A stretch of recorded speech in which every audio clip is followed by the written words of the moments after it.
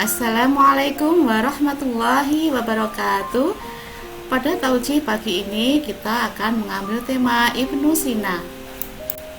Fakta Ibnu Sina atau juga yang dikenal dengan Avicenna, mungkin tidak banyak yang mengetahui bahwa Ibnu Sina merupakan salah satu tokoh muslim yang memiliki julukan Bapak Kedokteran Dunia dan Bapak Kedokteran Modern. Salah satu fakta Ibnu Sina yang lainnya adalah Ibnu Sina juga merupakan penulis yang sangat produktif. Ibnu Sina lahir di Afsona, yaitu salah satu daerah di Uzbekistan. Ibnu Sina lahir pada tahun 370 Hijriah atau bertepatan dengan tahun 980 Masehi. Salah satu fakta Ibnu Sina yaitu memiliki nama lengkap Abu Ali Al-Husain bin Abdullah bin Hasan Ali bin Sina. Ibnu Sina wafat pada tahun 428 Hijriah atau 1037 tahun Masehi.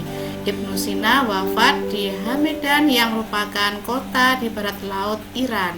Ibnu Sina selain mempelajari sastra dan Al-Quran, dirinya juga mempelajari bidang keilmuan lainnya seperti matematika, geometri, fikih, sains, dan kedokteran.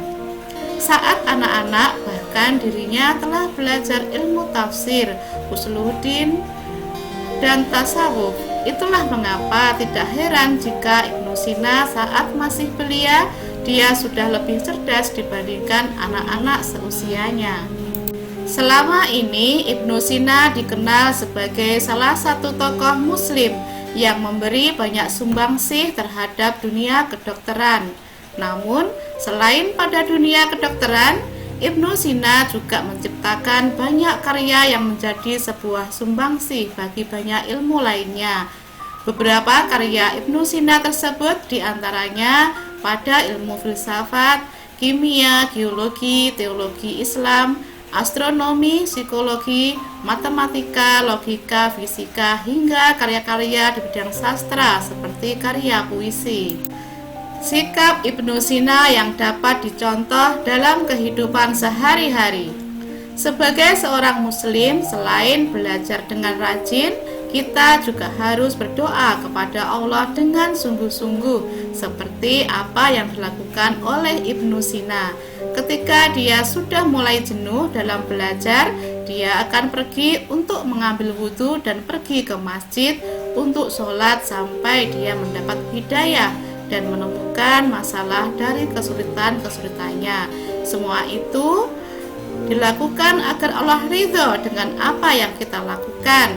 Karena ketika Allah meridhoi apa yang kita kerjakan, maka Allah akan mempermudah jalan kita. Sikap yang bisa kita teladani berikutnya yaitu selain kita juga harus meniru sikap pantang menyerah dan tidak mudah putus asa yang dimiliki Ibnu Sina. Dia sudah berpuluh-puluh kali membaca buku metafisik dari Aristoteles, tetapi dia tidak mengerti artinya, padahal kata-kata yang ada di dalam buku itu tertulis dalam ingatannya. Tapi dia tidak pantang menyerah. Dia tidak berhenti untuk berusaha agar dapat menemukannya. Dan ketika suatu hari dia menemukannya, dia langsung bersyukur kepada Allah Subhanahu wa Ta'ala dan memberi sedekah kepada orang miskin. Sikap Ibnu Sina yang patut kita teladani berikutnya yaitu ikhlas dalam menjalankan sesuatu semata-mata karena Allah, tidak meminta imbalan ketika membantu orang lain. Dengan mengamalkan sikap-sikap ini dalam kehidupan sehari-hari, maka kita akan sukses dan meraih apa yang kita inginkan dan dapat memajukan peradaban Islam seperti Ibnu Sina dan cendekiawan muslim lainnya. Demikian tausiah pagi hari ini. Wassalamualaikum warahmatullahi wabarakatuh.